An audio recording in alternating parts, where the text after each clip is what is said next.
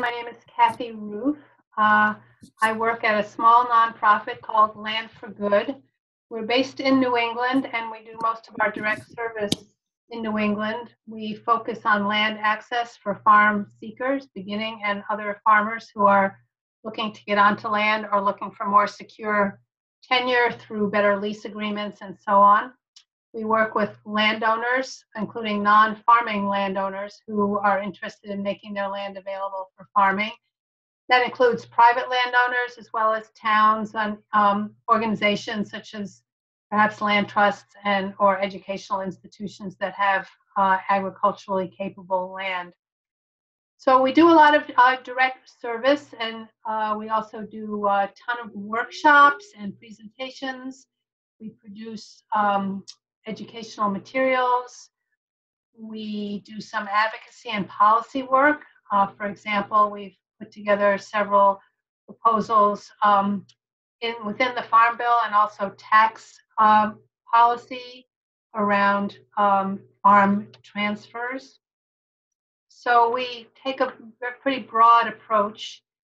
I personally have been doing this work for about 30 years. I'm always learning. We work in New England with transitioning farm families to help them construct their succession plans. So today, what we'll do is talk about what succession planning is, what's important about it, what it consists of, some helpful hints to get the process going and completed, and we'll have plenty of time for any questions at the end. Lacey, and on your screen, do you also see the chat box in the lower right corner? Or do I just see it? Nope, I got it also, Kathy. Okay, so if people in the participants, there are just a small group today, so I welcome any of you adding a question or a comment, and I'll try to address them along the way as well as at the end. So feel free to add your question or comment at any time. Also, if you feel like sharing who you are and why you're on this webinar, for example, if you are a farmer who's looking to transition, or if you're a service provider. By the way, we are having a webinar at 2:30 today, particularly targeted to service providers who want to be engaged in some way in farm succession support. So some of you might be interested in that one as well. All right, so I'm going to go through my slides. So what are we talking about when we talk about farm succession? Oops, that's it. All right, so farm succession is the process of passing a farm or ranch from one generation or owner to another. And we say it that way because quite a few farmers do not have next generation successors within the family. So the succession plan might include people that are not inside the family. People use different words to connote that this transfer happening, and sometimes it's called succession planning, transfer planning, transition planning. Sometimes people talk about estate planning as the transfer of assets and succession as the transfer of the operation. So they're roughly meaning the same thing, and it just depends on what the service provider or what the publication or workshop is, what language they're using. Essentially, we're talking about the transfer of income, assets, and management. And sometimes people conflate the fact that there's the business and the real estate, and they talk about farm transfer. Sometimes the business can transfer and not the real estate. For example, the business could be sold to somebody outside the family, but the family keeps the real estate and the new operator rents the real estate. Sometimes they're transferred together. So just in terms of thinking about succession planning, keep in mind that there are those two different entities. So succession planning, not succession, but succession planning is the actual process that involves a whole bunch of decisions and documents to meet the family's succession goals. And planning itself can take a few months or a few years. In fact, there are several programs nationally that work with farmers around planning for that their agreements are for 1 to 3 years. Because it's a complicated process, which we'll talk about more in the next hour, these things do take time and they involve quite a few steps. Transition can be seen as complete when, as I said, income, assets, and management are transferred. So you can see that while planning could take a year or more, transfer of assets can take a decade or more because, for example, if you as the senior farmer decide that the real estate is going to be transferred in your estate, you may live another 10 or 20 years before that actually happens. Even with the transfer of management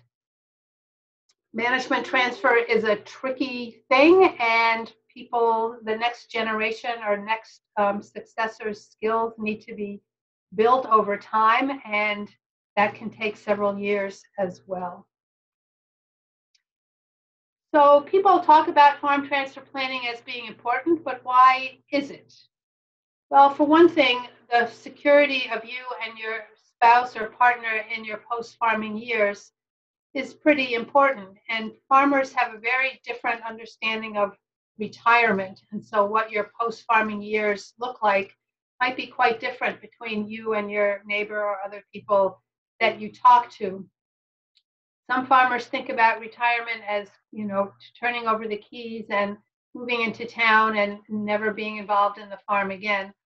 Others think about retirement as stepping away from management, but still hopping on the tractor or helping harvest the hay or tinker in the machine shop. And others see retirement as not doing the heavy labor, but still having control over the checkbook. So thinking about what you mean about retirement and what your retirement looks like is a really important place to start. Transfer planning is important also because it really addresses the continued viability of that farm operation. Researchers have talked about something they call the succession effect, which is where farmers make decisions about the future of the farm based on how they see that future unfolding. And those decisions take place even during the height of the business planning, of the business life cycle. So for example, if you're in your 40s or early 50s, you may think it's too early to think about succession planning. On the other hand, you are potentially making decisions about getting a new piece of equipment, scaling up your operation with more acreage, making some dramatic crop changes. All of those decisions are somehow influenced by what you think the ultimate outcome for your farm is going to be in the future. So that succession effect really carries through the life of the farm operation. Whether or not you have a next generation in the wings, succession planning is really important to consider for the next generation. Are you creating a viable opportunity? How will that next generation enter? And in fact, the next generation on the farm really needs to know. Often, too often, in fact, we hear from the junior generation saying, you know, I really want to start to take over. The old man doesn't let me. I really don't, he doesn't talk about it. I don't know what's going to happen on the farm. I don't know if there's a place for me. My siblings and I don't know how the farm is going to be divided. And that causes a lot of anxiety. Tax mitigation is an important reason to think about farm transfer planning. Too often farmers think that avoiding taxes is the driver of succession planning, whereas it really should be a whole combination of goals and values that drive your planning process. Certainly you want to minimize the amount of tax impact on your farm business, so that is definitely one consideration as to how and to whom assets are transferred. Sometimes legacy is hard to talk about, but it's really sort of this a deep emotional feeling about what you've stood for and what you want the next generation to remember you by. We have a colleague in the Midwest who invites the farmers that she works with to write what she calls legacy letters, which is really a letter to the next generation to talk about what's meaningful to you in your farming career, some of your fondest memories about the farm, how the farm got started, so that you understand that transfer is more than assets, income, and management. It really is the story of the farm and who you are. What local knowledge you have, your experience and wisdom about that farm are also being passed along, as well as your practices and values regarding land stewardship. Most farmers feel very deeply about how they've cared for their land and how they want it cared for and protected in the future. So those are things to articulate in a farm transfer plan as well. And I've never met a farmer who didn't care whether their land stayed in agriculture or not. It doesn't mean that agricultural land is always preserved as part of a transfer. Sometimes some pieces might need to be carved out. But if a goal is to keep the land in active agriculture, then timely transfer planning is really, really important. You don't want to be forced or have your heirs be forced to make poor decisions, like having to sell the farm for development to meet estate taxes or whatever, if you can avoid it. So I talked early on about this, or just now, about the succession effect, about how decisions farmers make early on in the business life cycle impacts the ultimate transition of that farm. I don't know if you can read the small print on this slide, for which I apologize. Essentially, this is a schematic way of thinking about the business life cycle and all the transition steps and considerations that need to be considered all along the way. So, for example, in the column in the left, that's the early stage where operators are in their 20s to 40s. And even at that stage, there are, if you aren't able to read them, I'll just select a few of these bullets. You should, in fact, at that stage of your business, have a will, a power of attorney, healthcare directive, and guardianship if there are any children in mind. You should start thinking about a retirement savings plan. You should have your business entities and legal structures formed. You should have good practices around business practices, record keeping, job descriptions, and business plan, and so on. All of those are early stage best practices that will help your succession planning down the road. When you're in your mid stage, 40 to 60s, it's really important to start beginning to vision for succession and including farming and not farming heirs in those conversations.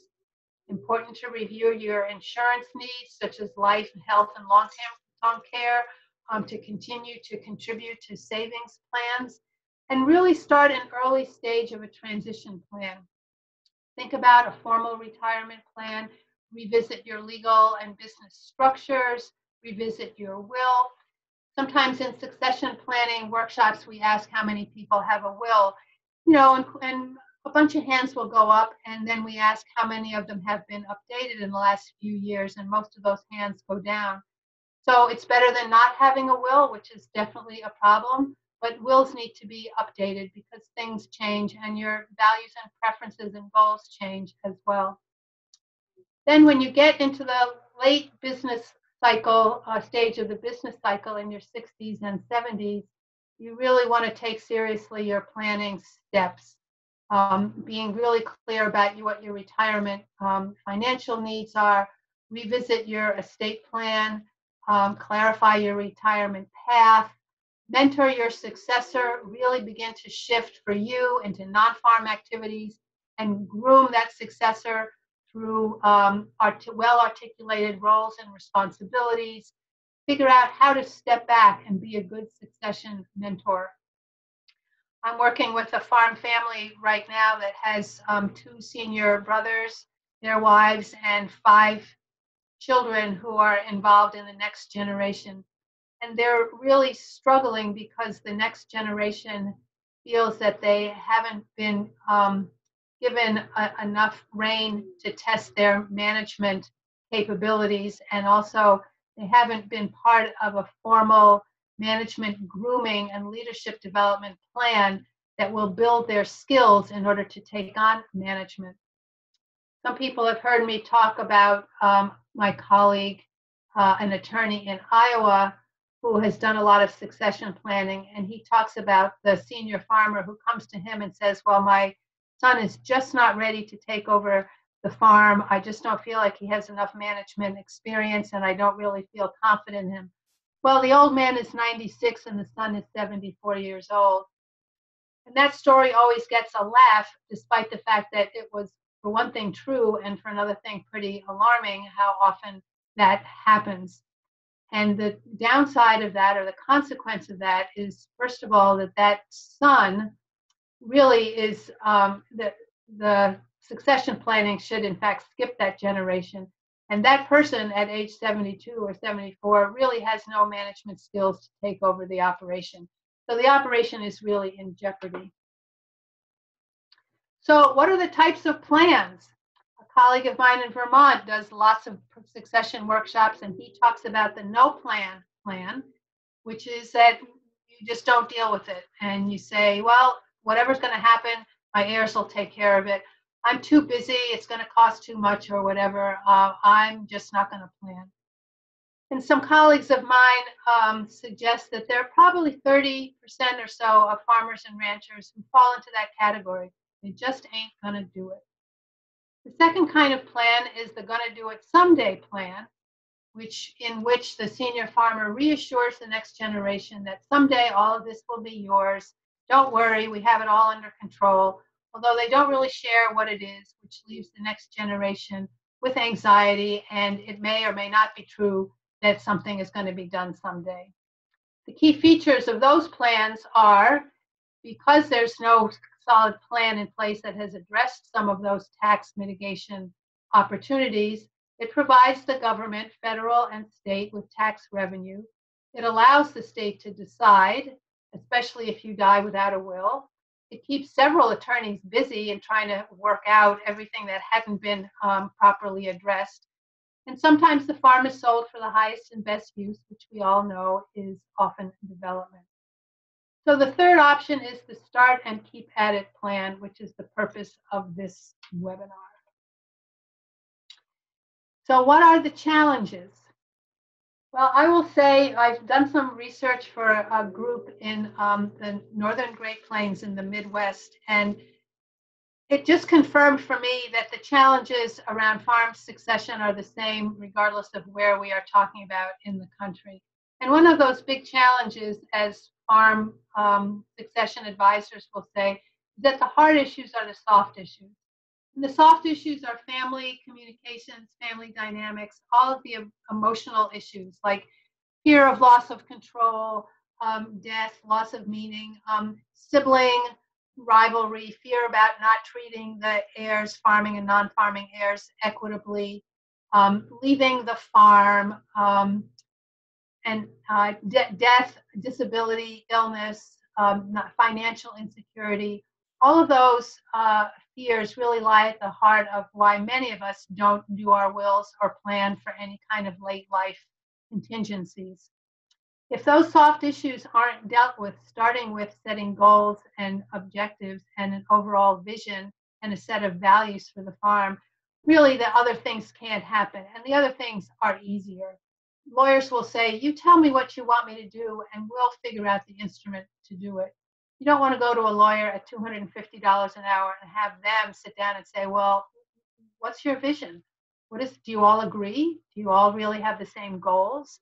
You want to figure those things out early, and sometimes families need support in doing that. Sometimes the challenge includes, is the farm viable? Is it a viable operation to pass on? Can it support two families? And if not, what is the financial transition look like? The cost of farm succession planning, there are some costs involved, and depending on what services you use, it can not be it's not inconsequential. However, often farmers think it's going to cost more than it really does. And in the grand scheme of things, when you look at the asset value of your farm, real estate, and your operation, spending several $1,000s to get a good plan in place and derive the security from that is money well spent. As I mentioned, a lot of farm couples struggle over equal versus equitable. And sometimes a farm will have 4 sons and say, well, I'll give each of you a quarter of the farm, is probably not the best way to assure the future viability of that farm. Or to give one son the crop operation and another one the livestock also may not make sense. It may, but it may not. You can, in fact, treat heirs equitably, and that may mean that some of them get the farm and some of them don't. I sat with one dairy farm family who said, well, my daughter and son-in-law are the ones who've been farming here. They will get the farm, and the other ones will get some personal effects that are meaningful to the family, a piece of furniture or whatever, jewelry, but it's not equal, and that's fine with them. Those other kids are well supported, and it doesn't have to be equal. In the grand scheme of things, there aren't enough advisors who step up and work with farm families on succession planning. In ag dominant states like Michigan, there are probably quite a few ag lawyers and farm financial planners within the extension system and in the private sector. So you may have a good support network. Some lawyers will have one tool only that they like to use, such as a trust or a limited liability company. And you need to watch a little bit to make sure that lawyers are responding to what you want them to do, not what they think is the best tool for you. A big challenge, of course, is families that don't have an identified successor. It is also an opportunity to be able to recruit and groom somebody outside of the family. It can be done, and those of us who also work with beginning farmers know that there are a lot of beginning farmers out there, many of whom come from non-farming backgrounds, who are looking to get onto farms. So that's a real good opportunity. There are challenges involved around finding them, bringing them on, generating the trust, and also passing along all of those sort of unspoken farm wisdoms that you have and that the next generation growing up on the farm has, and somebody coming in from the outside would not necessarily benefit from right away. So one of the biggest challenges, I said, is starting to plan, and the other biggest challenge is finishing the plan. So even if you attend this webinar and then even have a family meeting or sit down with a lawyer or read a guide, it doesn't mean that you have completed your plan. And too many people drop out for all the kinds of reasons that I mentioned and don't complete their plan. So starting is a challenge and finishing is a challenge. So when we talk about a farm succession or farm transfer plan, what is it comprised of? Different succession advisors will cut the pie in different ways. Here at Land for Good is a schematic of one way we talk about it. These are not necessarily in any particular order, and some of the elements overlap. But at minimum, you need a goal setting and family communication plan. Goal setting being, what is it that each generation hopes to accomplish? Are people on the same page? If not, how are those differences going to be reconciled? How will the family communicate, and what are the obstacles to communication? What are people's communication styles? How are family meetings going to be conducted? Is it a family business that is doing its work in a business-like manner? Most farms have, or at least are encouraged to have, a business plan or components of a business plan. And that's where that farm viability kicks in.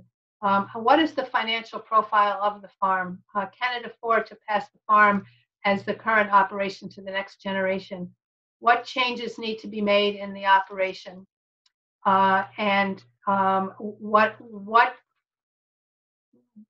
What does the retiring couple need from the farm in order to retire comfortably? Land use is something that's not automatically considered. That means taking a look at whether some of the land needs to be carved out, whether some of it needs to be sold for development, whether some of the practices need to be changed in order for the next generation to move a viable operation far further along. Are there land conservation programs or farmland protection? In other words, removing the development rights as a tool. Would that be part of a succession plan? So land use planning can be an important element of a succession plan. I've talked quite a bit about retirement, the retirement plan, both financial and what are you going to do with your life? Are you going to travel? Are you going to hang around the farm? Do you have hobbies? If you have a spouse or there are two of you farming on the farm, what is the vision that each of you has? Often we'll sit down with a farm couple and the farmer wants to stay and tinker in the barn and the wife wants to travel. So once as you leave the farm operation full time, how are you going to reconcile those slightly different visions? Estate planning is what happens to your assets upon your death. And sometimes assets are transferred that way, but not necessarily. And so an asset transfer plan could include gifting over time or selling of assets during your lifetime. And then finally, there's the management transfer plan, which I said is often under-attended to and the most fraught because it talks about the transfer of authority, control, responsibility, decision-making from one operator to another. Any questions so far? Please just put them into the chat box.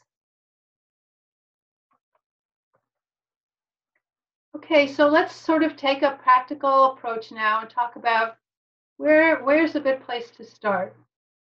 Well, I've talked a bit about vision and goal and certain goals, and certainly that's the first place to start is what are your personal goals?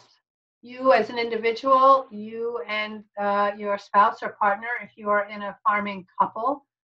What is it that you want to achieve personally as you transition out of farming?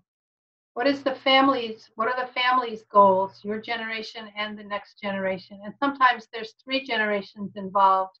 The seniors, the next generation, and their kids. And sometimes those kids are old enough to be on the farm. They may not be old enough to be in a position to take anything over, but they might.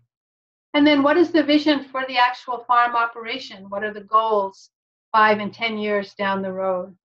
Once you're clear on the desired outcomes, as I mentioned, when you go to a financial planner or an attorney, for example, the tools and techniques will follow. Communications, as I mentioned, is a really critical piece, and too often farm families get hung up on this, and this is what derails their planning process. So knowing who needs to be involved, and that's multiple generations. It could be employees. It could be trusted advisors outside of the family, farm advisors, personal advisors. It could be your attorney, your accountant. It really needs to be a team. There also could be CSA members, neighbors. So think broadly about who has a stake in the future of your farm operation. Not that they would be all attending every single meeting, but they might have some valuable input or advice for you. People's communication styles really vary, and this is an invitation to think about on your own and together how you communicate and how other people communicate with you. Some people are quite passive, some people are domineering, some people are very process-oriented, some people are task-oriented. Sometimes communication styles can be quite harmonious, and sometimes they can cause friction.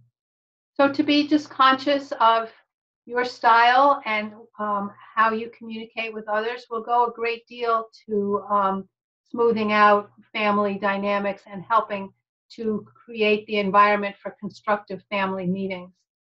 Family meetings are really important, and in fact, they probably shouldn't be called family meetings. They should be called farm business meetings. There's a difference between, in family businesses, not just farms, but any family business. They talk about business families and family businesses. And when the two are merged is when there's potential for a lot of problems.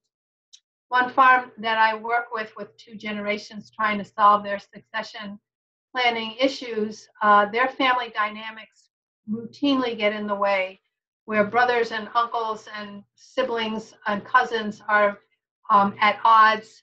There's a lot of long-standing resentment. There's competition. There are hurt feelings from grievances from the past, and those can really stymie a good succession planning process. In business meetings that do involve families, where there are agendas, where people stick to roles and responsibilities and make decisions based on competencies and what's best for the business, not who's related to whom.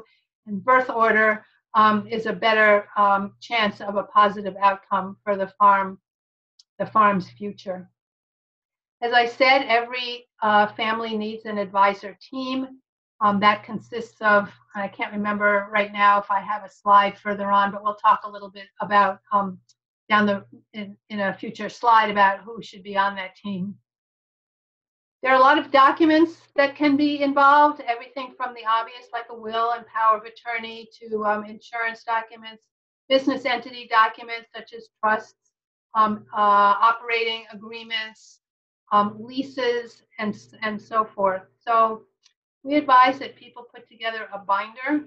In fact, one second generation young woman that was at a workshop of ours said the greatest gift she received from her father was in fact a binder that had all of the farm's important documents in one place. That made it really, made her feel really well cared for, and it also made it very easy for her to take on the business. Sometimes families can do this succession planning on their own. More often, they need some outside assistance. Somebody who could be a facilitator, a coach. Sometimes families benefit from mediation, although it doesn't necessarily mean formal mediation to resolve a conflict. After you've taken stock, you also need to do a pretty formal and comprehensive assessment of the farm operation. Is there a business plan? And if there is, does it address succession within the plan? I talked about financial profile and farm viability. What are the options for that farm? Will it get passed on as a viable operation as is? Will it expand to accommodate another farmer or farming generation? Will it be modified? Oftentimes the next generation has different ideas than the current generation. I'll give you a couple of examples. Sometimes senior operators are farming in a fairly traditional way, like conventional dairy, for example, and the next generation might want to diversify and add some value-added products. They also might want to farm differently. So those things really need to be brought out. Another interesting difference among generations, which has been a real sticking point for one of the families I'm working with, is that farmers, as a rule, pride themselves on how hard they work, and certainly we know that farmers put in a lot of hours. At the same time, the current generation, many of those farmers are thinking a little bit differently about the farming lifestyle and want to have a quality of life that includes being able to take some time off, possibly go to a kid's soccer game. And that may mean constructing the business, the job descriptions, and labor practices a little bit differently.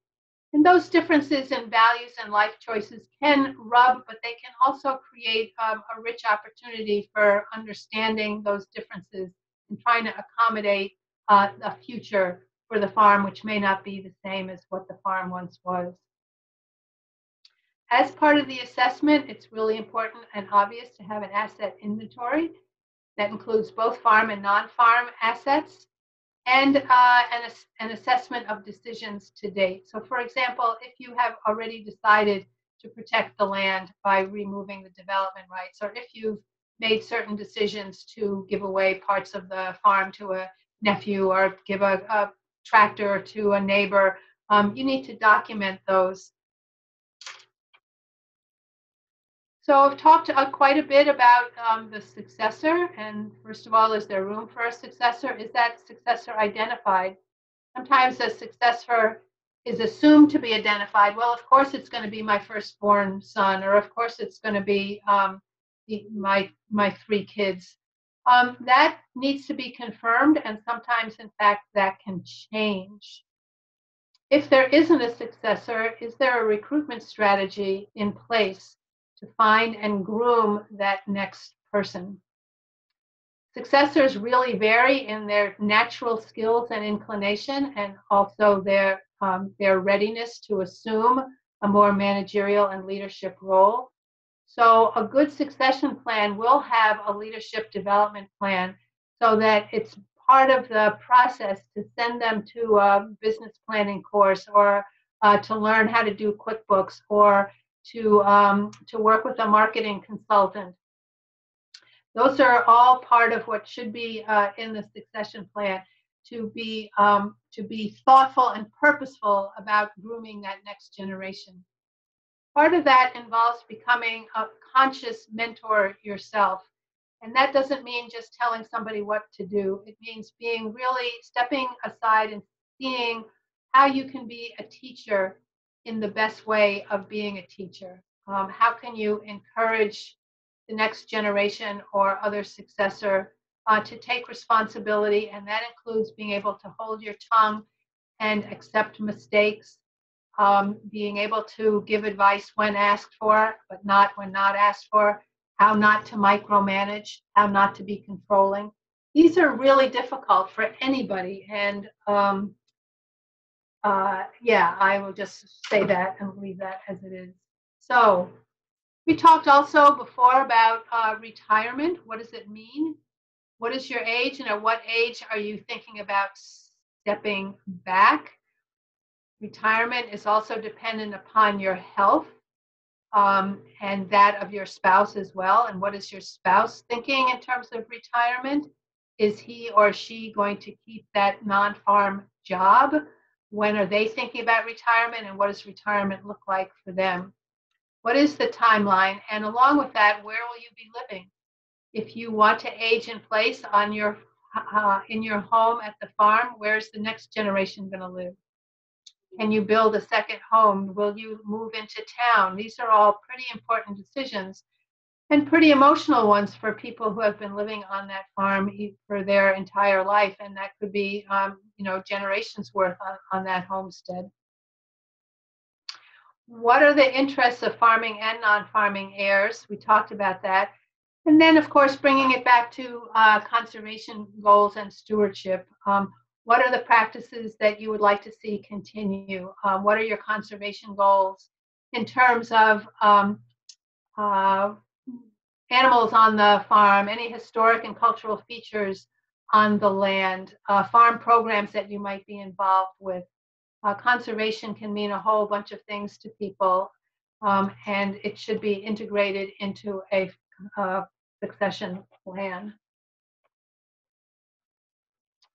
So you, as the exiting farm family, you need to know what your farm-related income is now, what those sources of income are, and what your retirement sources and uses are going to be as you transition out of farming. If you do have Social Security and maybe some non-farm income, that may not meet your retirement needs. I work with a farm financial planner quite a bit on our succession workshops and so on.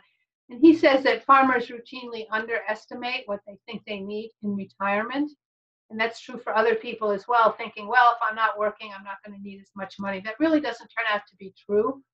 And he talks about farm couples needing from $50,000 to $100,000. Now, sometimes people raise their eyebrows and say, well, we've never had that amount of money.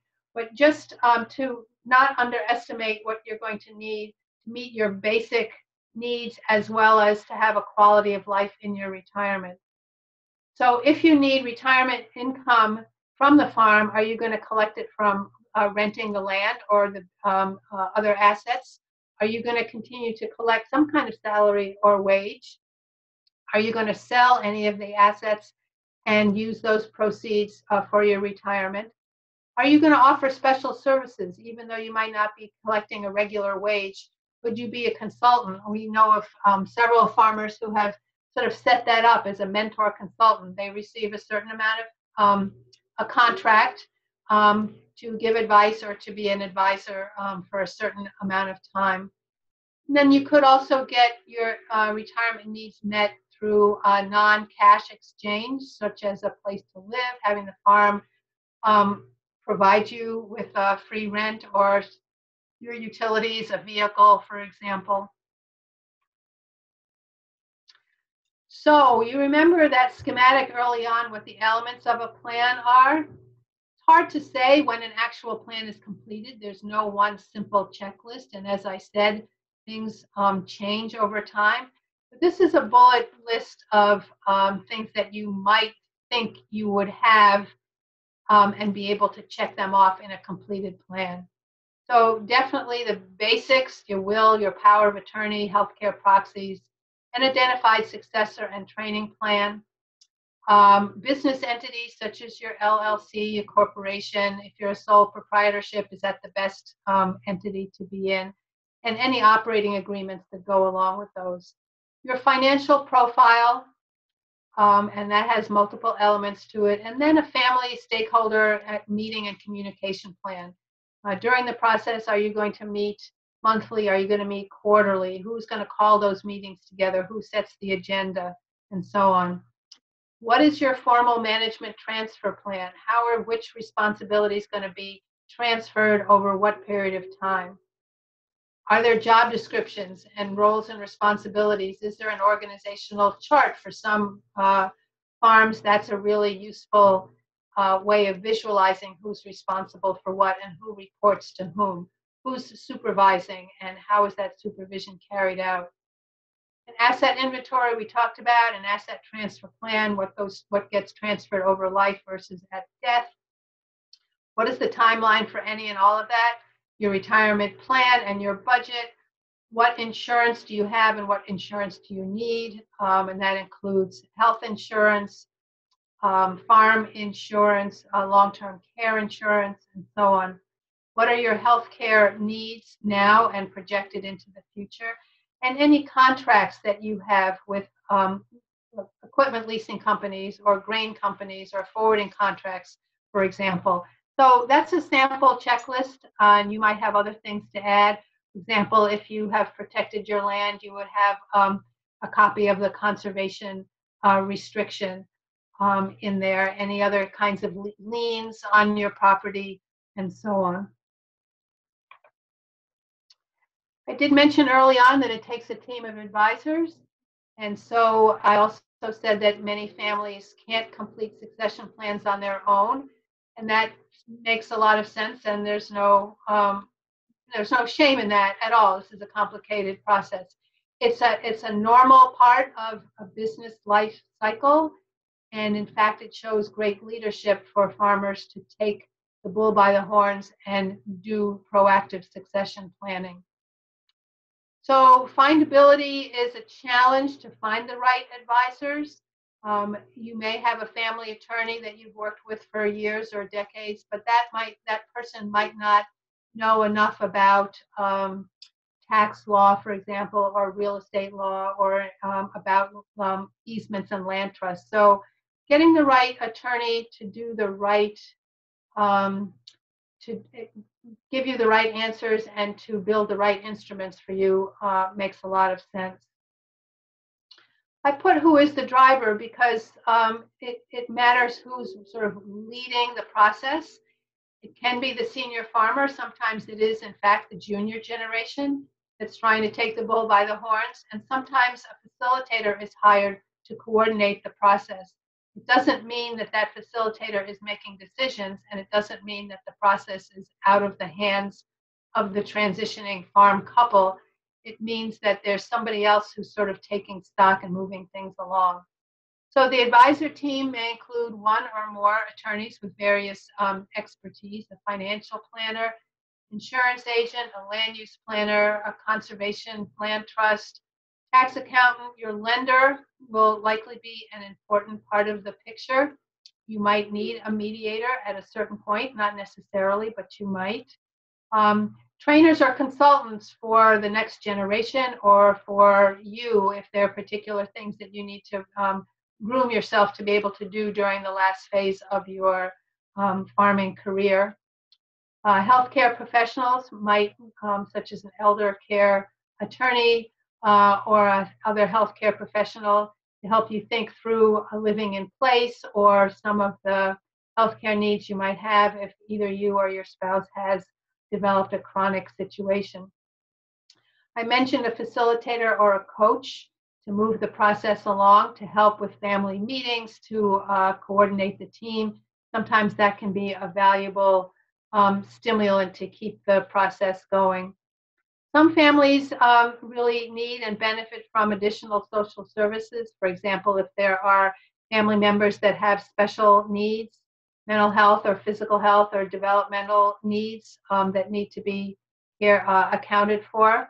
I'm working with two sisters who own a farm in a part of my state, and one of them, who's not on the farm, has a son with disabilities, and so her retirement needs, in order to provide for ongoing care for him, are different than somebody else who might be able to say, well, it's okay for you to get the farm and have the proceeds and forego the proceeds.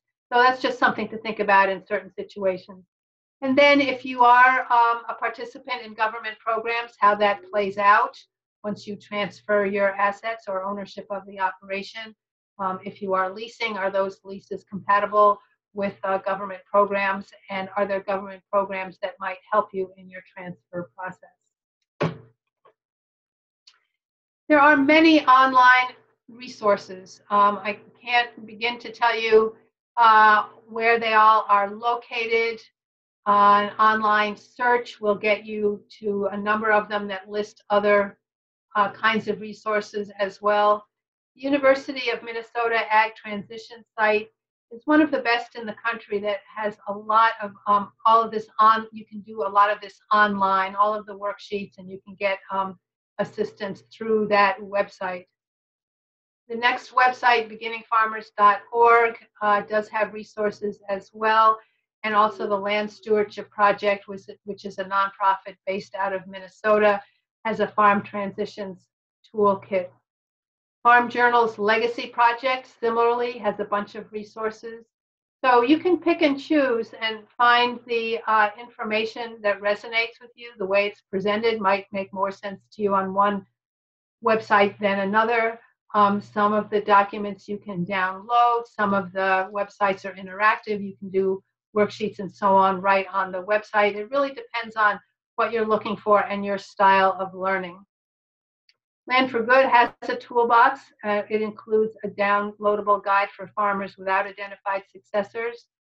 We do have a guide on the team approach for succession planning that's directed to service providers. And we also have a guide for that junior generation who really wants to stimulate the process and doesn't quite know how to get mom and dad to start talking about it. So that's it for my presentation. That gives us about 15 minutes, or as much as we need, to see if there are any questions or comments from those of you on the webinar. I think we have about 10 people. Anything come up for people? Resonate for you? Something that wasn't clear? Something that speaks to your own experience?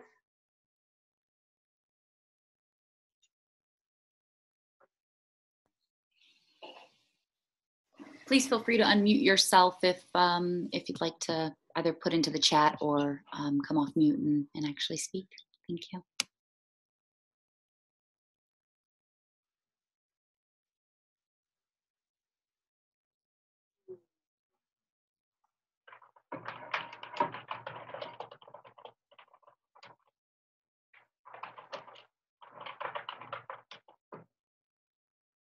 If you are at a keyboard, I'd love to know something about the people on the webinar. How many of you, could you just type in if you are a farmer contemplating succession planning?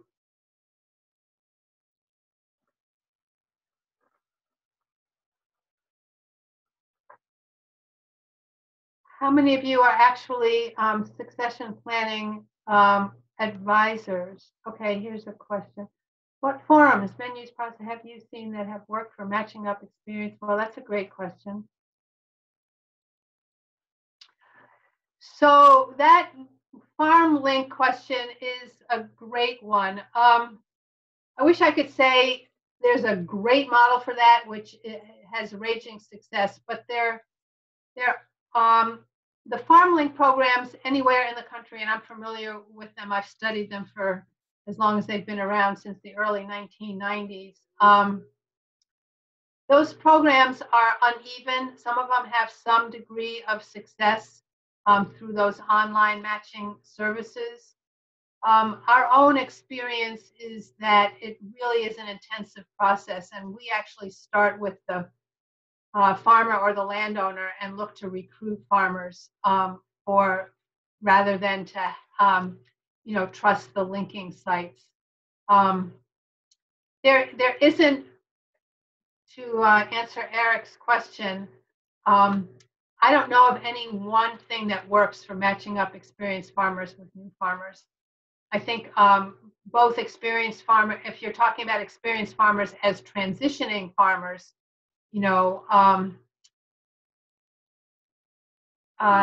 that you would really need to develop an individual strategy, which may mean reaching out with what you're looking for to trade groups at conferences, on the matching sites, with extension educators, with anybody who's in touch with beginning farmer programs to say what you are offering.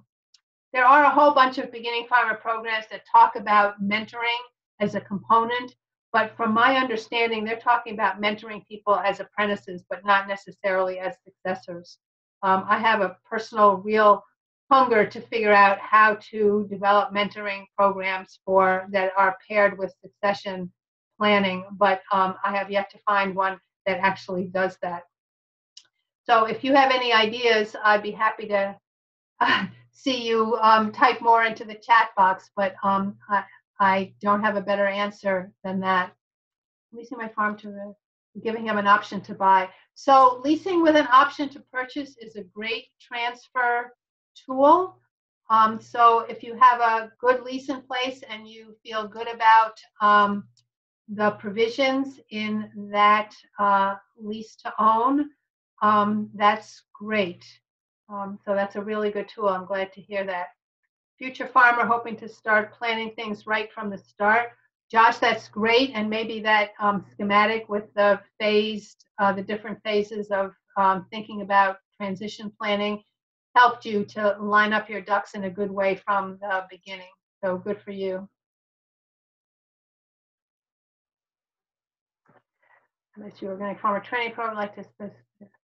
Okay, so we gave a webinar yesterday for beginning farm seekers, and at the end of this webinar, Lacey can tell you about the slides that will be made available. It sounds like somebody from the Student Organic Farm, so that's great. I think all beginning farmer training programs should have a land access component so that farmers are thinking about how to integrate land access planning into their business planning and into their farm practices. Too often farmer training programs assume that the farmer has land and don't adequately prepare them to figure out their tenure choices.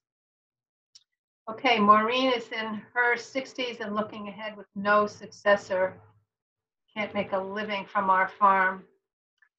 So that's a really good point, Maureen. And most farms in the U.S. Depend on off-farm income, and about half of U.S. farmers report a non-farming job as their primary occupation. So there are lots of farmers who are looking to farm part-time.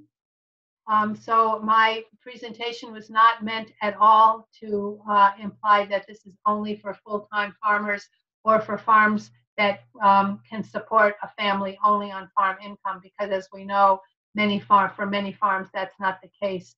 Most farms in the U.S. are very small, and those farms should not be seen as not viable to pass along. So your operation might be of interest as it is to somebody, or you might have land that's appropriate for somebody to do something else with. So whether your operation stays as an operation or whether as part of your transition, you move on and make your land, your real estate assets available for somebody else to start an operation that also may or may not be part-time. Think creatively about what you have to offer.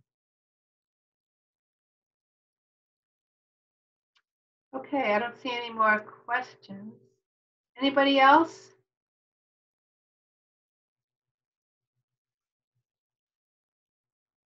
All right. Well, Lacey, do you want to remind people about where they can find the slides and also about the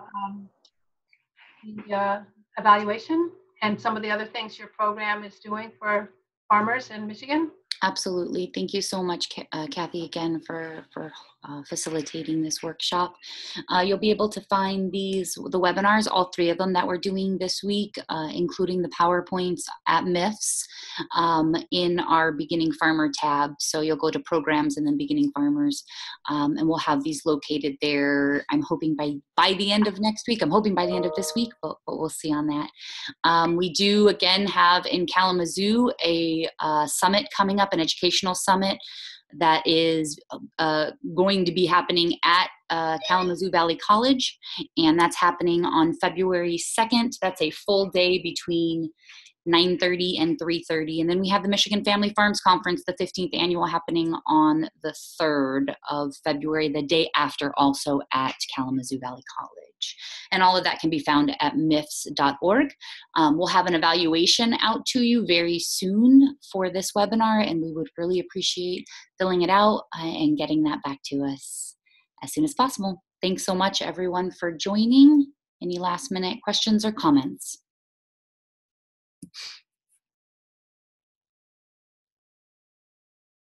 Great. Thanks so much, Kathy. Appreciate your facilitation. We'll see you soon. Thank you. It's great to chat with everybody. Bye-bye.